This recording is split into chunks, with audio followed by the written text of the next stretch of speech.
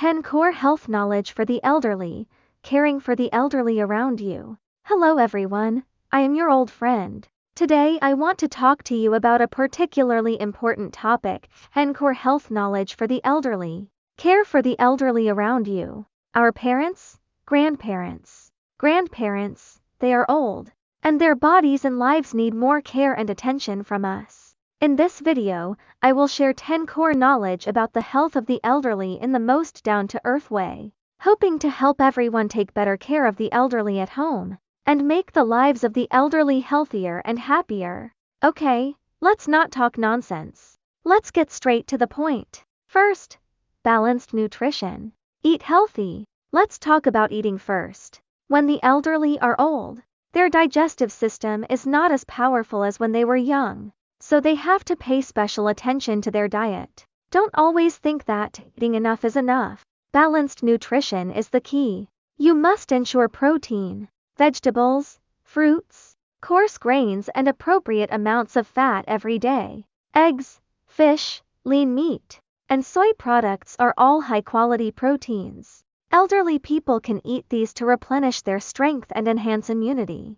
Vegetables and fruits should be colorful. Red tomatoes, green spinach, yellow pumpkin. The more colors, the more comprehensive the nutrition. Also, the elderly may have bad teeth, so the food should be softer and easier to chew. For example, stewing a soft braised pork or cooking some grain porridge is easy to digest and nutritious. Oil and salt should be controlled. Eat less fried and to salty foods to protect blood vessels and kidneys. Oh, by the way, don't forget to drink water. The elderly sometimes don't like to drink water and are prone to dehydration. Remember to remind them to drink 6-8 glasses of water every day. Warm water is best, not too cold. When I was a child, my grandmother loved to eat pickles, and her blood pressure was always high. Later, our whole family took turns to cook light meals for her, and bought a small stew pot to stew some nutritious soup every now and then. Grandma was happy to eat and her body became much stronger. Therefore, taking care of the diet of the elderly is really a delicate job, but it is especially worth it. Article 2. Exercise moderately to activate the muscles and bones. Speaking of exercise, many people think that the elderly can just rest when they are old, but this is not true. Moderate exercise is particularly important for the elderly. It can make the muscles and bones more flexible, improve the cardiopulmonary function, and prevent Alzheimer's disease. Walking, Tai Chi, and square dancing are all particularly suitable for the elderly. Take a 30-minute walk every day. Take a leisurely stroll, bask in the sun, and supplement some vitamin D, which is good for bones. However, exercise should be done within one's ability and not too intense. For example, my father always thought he was still young and insisted on climbing mountains, but his knees hurt for several days. Later, we enrolled him in an elderly Tai Chi class with slow movements and low intensity. He practiced for half a year, and his waist was no longer sore and his legs were strong. If there is a yard at home, you can also let the elderly do some simple gardening work, such as planting flowers and watering, which not only exercises the body but also makes you feel happy. A reminder, it is best to let the elderly have a physical examination before exercise to ensure that there are no problems with the heart and joints. If the elderly have chronic diseases, such as high blood pressure and diabetes, they should ask a doctor before exercising to choose a suitable exercise method. Article 3. Regular work and rest. Good sleep. The elderly should have a regular work and rest, especially sleeping. Sometimes we young people stay up late and can still hold on the next day, but the elderly cannot. Poor sleep directly affects the body and mood. It is recommended that the elderly go to bed before 10 o'clock every night and get up at 6-7 o'clock in the morning to ensure 7-8 hours of sleep. Don't drink too much water before going to bed, and don't drink strong tea or coffee, which will easily make you unable to sleep. I have a neighbor, Uncle Wang, who used to love watching TV until midnight at night. As a result, he always dozed off during the day and was not in good spirits. Later, his daughter set a work and rest schedule for him, turning off the TV at 9:30 in the evening, going to bed at 10 o'clock, and getting up at 6 o'clock in the morning to go for a walk in the park. Now, the uncle looks much better, and he always tells people that early to bed and early to rise really works. In addition, the bedroom environment is also very important. The mattress should not be too hard or too soft. The pillow should be of moderate height, and the room should be kept quiet and dim, so that you can sleep well. If the elderly have insomnia, they can try to listen to some light music before going to bed, or soak their feet in warm water to relax. Article 4. Regular physical examination. Early detection and early treatment. The elderly's physical function declines, and some minor problems may not be felt by themselves, so regular physical examinations are particularly important. It is recommended to have a comprehensive physical examination every year, including blood pressure, blood sugar, blood lipids, electrocardiogram, liver and kidney function, and bone density examination, especially for the elderly over 60 years old. Cancer screening should also be put on the agenda, such as lung CT and gastroscopy, to prevent problems before they happen. I have a relative who usually thinks he is in good health. As a result, the physical examination found early hypertension. The doctor prescribed medicine and adjusted the diet, and it was very well controlled.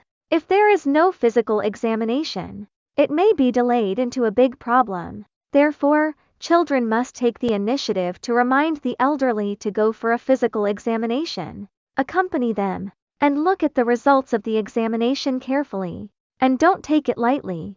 Also, don't just look at the physical examination once. The data must be compared for several years in a row to find the trend. If the elderly do not want to go to the hospital and find it troublesome, you can tell them clearly that the physical examination is to make them live longer and healthier, and they'll probably listen.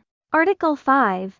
Mental health, good mood. Physical health is important, but mental health cannot be ignored. The elderly sometimes feel lonely, or feel that they are useless, and are prone to emo. As children, we have to spend time chatting with them and listening to their stories. Even if it is the brave in the past repeated 800 times, we have to listen patiently. My mother used to feel useless after retirement. Later, I took her to the calligraphy class in the community every week. She met a group of old sisters and chatted happily every day.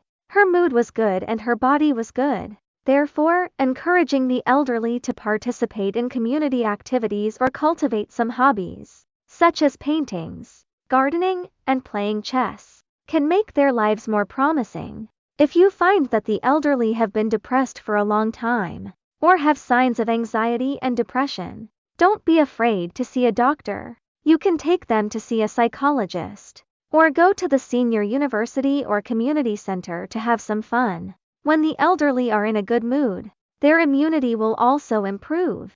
Article 6.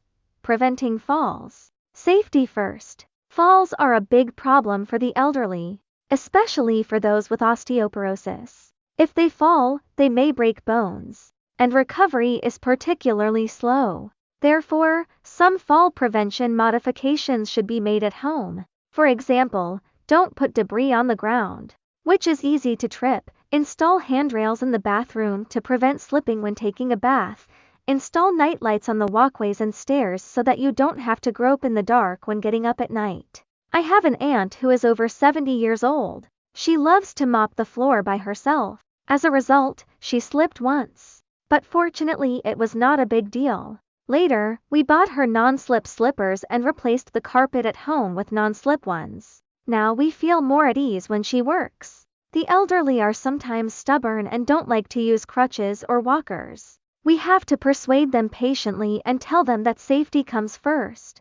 In addition, teaching the elderly to learn the skills of safe fall, such as trying to turn sideways and protect the head when falling, can also reduce injuries. Community hospitals sometimes have such training courses, and you can take the elderly to learn. Article 7. Chronic disease management should not be sloppy. Many elderly people have chronic diseases such as high blood pressure, diabetes, and heart disease. If they are well managed, they can live comfortably. If they are not well managed, minor illnesses can also be delayed into major illnesses. Taking medicine on time is the basis. The medicine box must be organized and the dosage for the morning, noon, and evening must be clearly marked to avoid taking the wrong medicine. I have seen some elderly people take medicine in a disorderly manner, and as a result, their blood pressure fluctuates, which is very scary. In addition to taking medicine, living habits must also be coordinated. For example, elderly people with diabetes should eat less sweets, control the amount of staple food, and eat more high-fiber vegetables. Elderly people with high blood pressure should eat less salt and eat more potassium-containing foods, such as bananas and potatoes. Regular monitoring is also very important. Prepare a blood pressure monitor and blood glucose meter at home. Learn how to use them. Write down the data and show it to the doctor. I have an old classmate whose father has diabetes. She helps her father record blood sugar and adjust his diet every day. Later, his blood sugar was very stable, and the doctor praised her as half a doctor. Therefore, chronic disease management is a long-term job, and family members have to worry more. Article 8. Don't ignore oral health. The oral health of the elderly is easily overlooked. But if the teeth are not good, the food will not taste good, and the nutrition will not keep up, and the body will collapse. For the elderly with bad teeth or missing teeth, it is recommended to go to the hospital to see if they can be filled or replaced. If you use dentures, remember to clean them every day and maintain oral hygiene. I had an uncle who always felt toothache and did not go to check. Later, his gums became inflamed. He could not eat, and he lost weight. Later, he had dentures, and he could eat more and his spirit returned. Therefore, it is really important to take the elderly to see a dentist regularly, washing their teeth, and check oral problems. In addition, the elderly should use a soft bristled toothbrush to brush their teeth, and choose toothpaste containing fluoride to protect their teeth. If the elderly have severe hand shaking, you can try an electric toothbrush, which can brush cleanly and save effort. Article 9. Active social life makes life more enjoyable. When people get old, their social circle tends to become smaller, especially after retirement, when they have fewer friends and their lives may be monotonous. We must encourage the elderly to contact old friends more or make new friends. Community activities, senior universities, and interest groups are all good places to go. My grandmother, who is over 70 years old, has formed a choir with a group of old sisters. They practice singing every week and laugh like children. If the elderly live far away and their children are not around, they should keep in touch with them by phone or video chat. Smartphones are simple now. Teach them to use WeChat video and chat about family matters, and the elderly will feel warm in their hearts. Socially active elderly people have better mental health and live longer. Article 10. To prevent Alzheimer's disease, you must exercise your brain frequently. The last article is about the prevention of Alzheimer's disease. It is normal for the brain to react slowly when you are old, but we can delay the decline by exercising the brain. For example, let the elderly read more books, reading newspapers, doing some simple math problems, or play Sudoku and puzzles. Exercise your brain every day to make it flexible. I had an uncle who became obsessed with playing chess after retirement. He competes with his neighbors every day. His brain is very smart and he even knows how to use a mobile phone. In addition, eat more deep-sea fish and nuts, which are rich in omega-3s and good for the brain. Sleep, exercise, and a good mood can also help prevent Alzheimer's disease. Having said so much, the core is just one sentence: caring for the elderly. Health first, these 10 pieces of knowledge: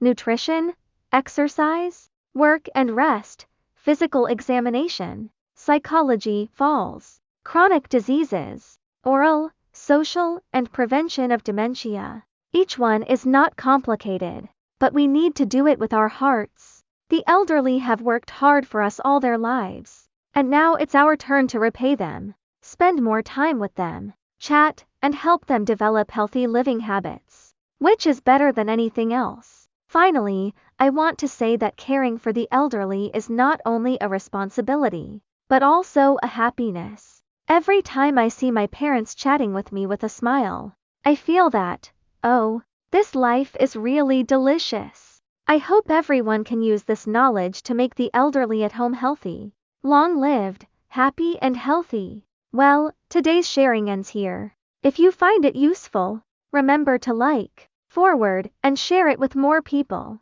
Let us care for the elderly around us together. See you next time. Bye.